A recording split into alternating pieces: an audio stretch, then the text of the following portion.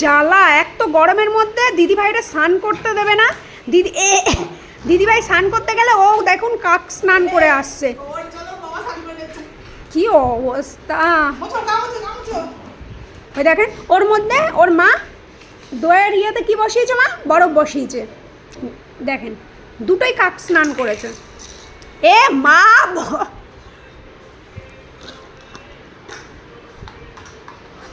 দেখেন এদের কি বল। এই ওটা কি তো চেয়ার?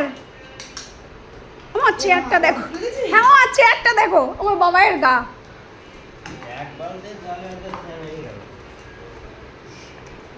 দেখো অবস্থা।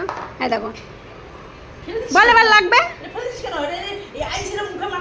ওটা রাখো আমি মুখে দেবো। ও ওর দিদির গায়ে কিছু দিতে দেবে না। ওর দিদি একটু শ্যাম্পু করতে পারবে না, কিচ্ছু করতে পারবে না। ছাড় ওটা। নিয়ে চলে গেল। দেখেন আমি ওটা মুখে মাখবো, কিন্তু জোজো পারলো না বলে রেখে দিয়ে এলো। ওটা আমি মুখে মাখবো। সর বান্দর, দেখেন কাকের মতো লাগতেছে রে। আপনারাই বল, আমার স্নান করাই দিয়ে গেল। আপনারাই বলেন ওকে কাকের মতো লাগছে কিনা।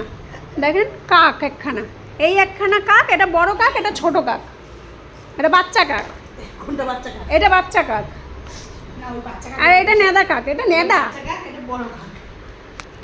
এটা হচ্ছে বাচ্চা, ওটা হচ্ছে নেদা। ওইটা আমার এইটুকু।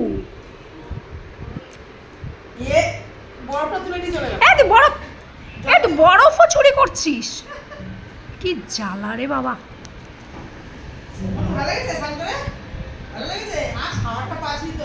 শাওয়ারের জল এত গরম, যার জন্য ওদের শাওয়ারে স্নান করানো হয়নি, ঠান্ডা জল দিয়ে স্নান করানো হয়েছে। দেখেন দুই বোন এখন কিচ্ছু জানে না, কিচ্ছু বোঝে না। কাক লাগছে, কাক।